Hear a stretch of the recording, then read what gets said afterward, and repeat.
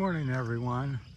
It's Sunday, June the 30th, last day of June. It's hard to believe that July's here. Lose track of time here with the warm weather all the time. So it's hard to believe over in America it's some of the hotter part of the season, July and August. So anyhow, hopefully you can see enough. It's about 5:10 in the morning. We're on top of the mountain taking our run and walk. Thought I'd talk about dating. I've made 2 or 3, I think, videos over the last couple years about it. So I think in general, you know, people get together, you know, she's cute, he's handsome, he has money, she's cute. And you know, a lot of the relationship starts is based on that. And I think that's a start, but I think it's also a potential real problem. I think as you get older, you hopefully get a little wiser and you look at, how people, truly are. I think one of the big things is to take some time, a season, and I talk about a season as being not just springtime, but a spring, fall, winter, and summer. So 4 seasons, so a year plus to get to know somebody. You want to see how they are, year round and under different conditions when things aren't good, money's maybe not so good, they're sick. I'll just share some of the beautiful sights here in the morning. Look at the clouds there. So I think that's important to take time. Also, get somebody that has similar interest in things. A lot of times we go, well, we're not real political, but my spouse is always going to the rallies and, very vocal and very political, or could be religion. She goes to church or he goes to church 3 or 4 days a week, very involved in the church. Well, I think that's very also, would be very important in the relationship. So don't just take that lightly. Or a hobby. Maybe he rides motorcycles. He's in a motorcycle group. He's very passionate. He spends a lot of his money on motorcycles. That's an important thing. It's just not simply going to go away just like the others. And so I think it's important that you talk about that. And also I think it's what would be wise that you're also interested in these things. So get somebody that you're compatible with. I think that's a truly overlooked thing.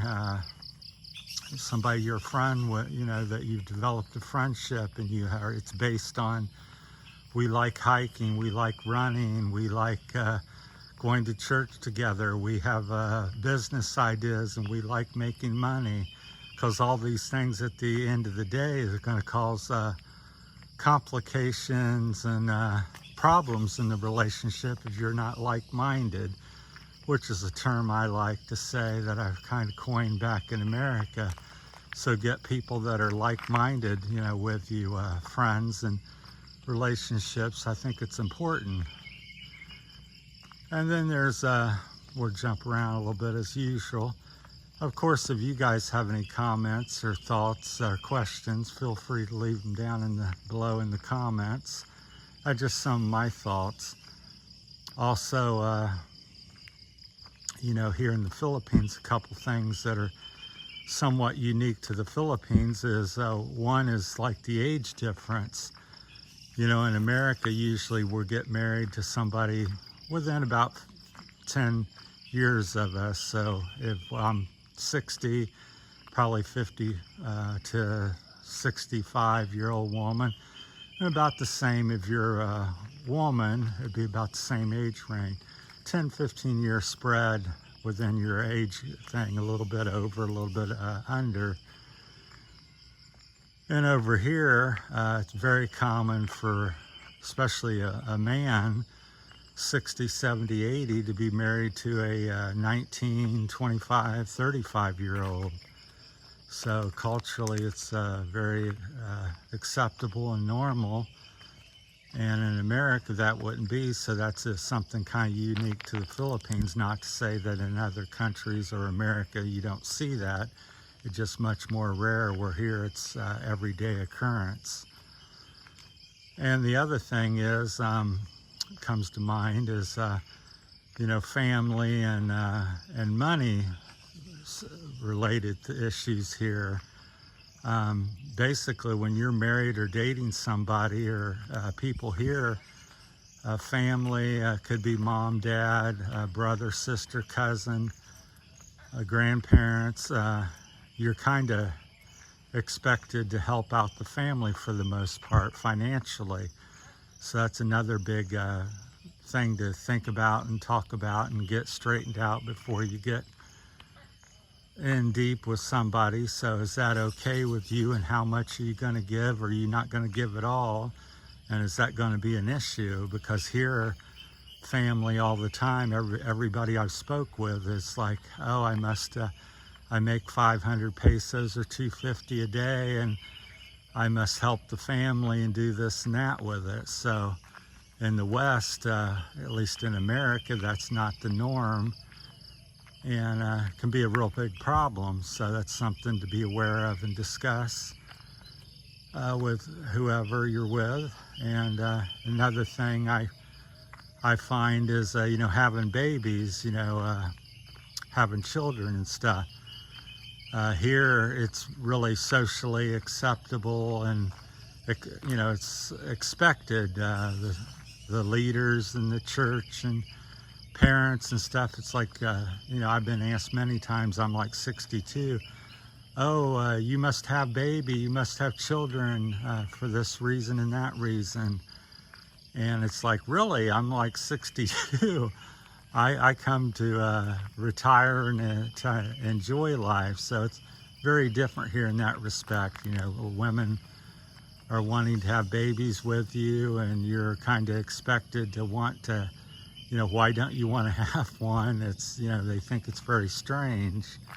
So in the West, you know, most men 50, 60, 70 don't want to have babies because more work. They're tired of working, and you know, the money and the cost of it over there. So that's 3 big topics. There's probably quite a few more, but so you know, age gap, babies, money are 3 in the Philippines that are a little bit different than the West, that could create problems.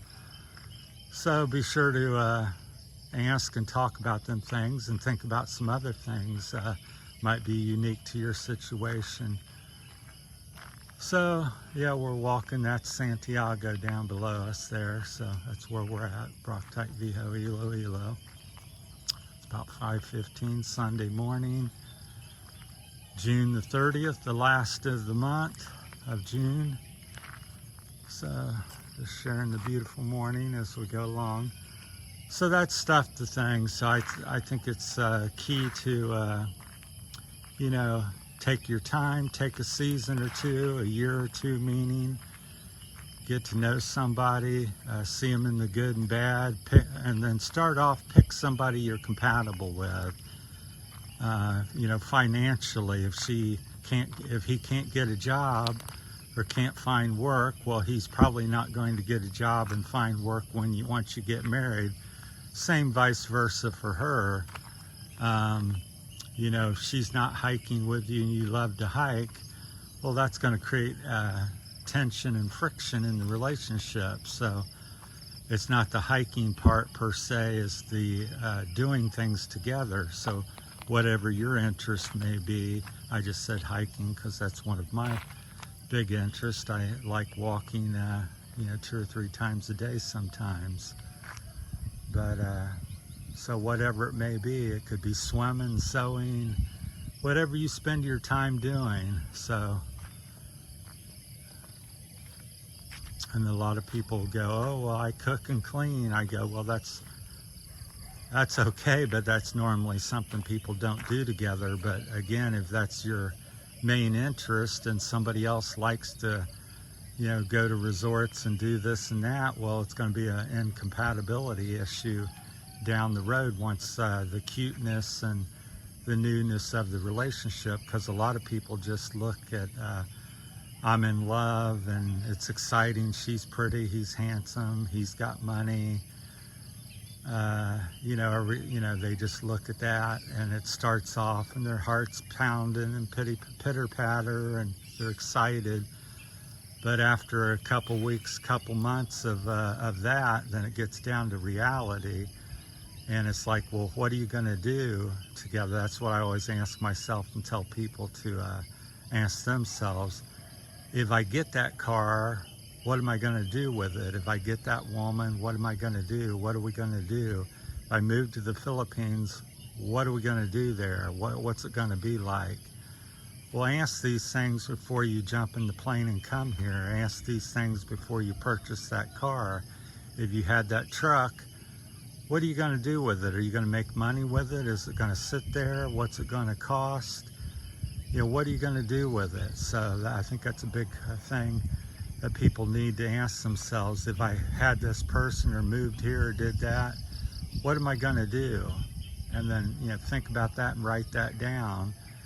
And once you think about it, then you can act on it. But a lot of people just go do, and then they get home, well, what am I going to do with that truck now? I got a big payment of, 5,000 pesos a month or 10,000, and what am I going to do with it? I don't have the money. I don't have a job. I don't have work. What am I going to do? Well, it's too late because you already purchased it. So keep these things in mind. Happy Sunday to everybody. We'll cut this one off. So if you got any things you'd like to add or disagree or agree with, feel free to leave the comments below, and we'll talk to you later. Thanks for watching. Goodbye.